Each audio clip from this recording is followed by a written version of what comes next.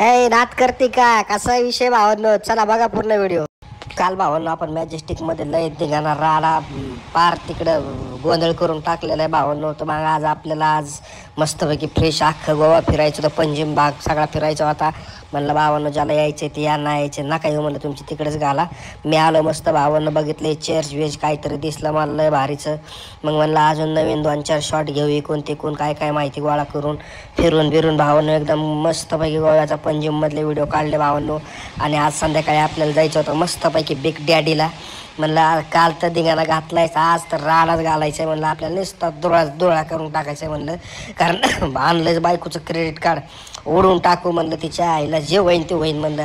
असं वगैरे जाऊन 4 दिवस आता तुमचा भाऊ भांडे घासणारच आहे, अजून एखाद दिवस जास्त दिवस भांडे घासून भावांनो, पण धिंगाणा तर धिंगाणाच करणे का म्हणलं।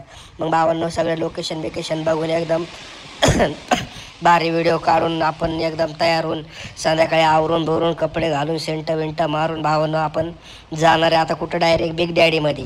तोपर्यंत भावांनो बघाय कसं लोकेशन कसं वाटतंय सांगा, एक नंबर आहे का नाही, खोटं बोलायचं नाही, कॉपी करायची नाही भावांनो माझी।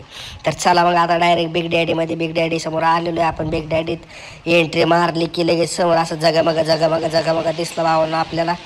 मग काय मध्ये गेलात मस्तपैकी एंट्री करून बोटीने अजून पुरामध्ये जायचं होतं। म्हणलं बाबू येतो लय पॅटर्नच वेगळा आहे यांचा, काय म्हणलं एवढं पैसे घेते तर बरोबर आहे, सर्विस तर असणारच ना भाई।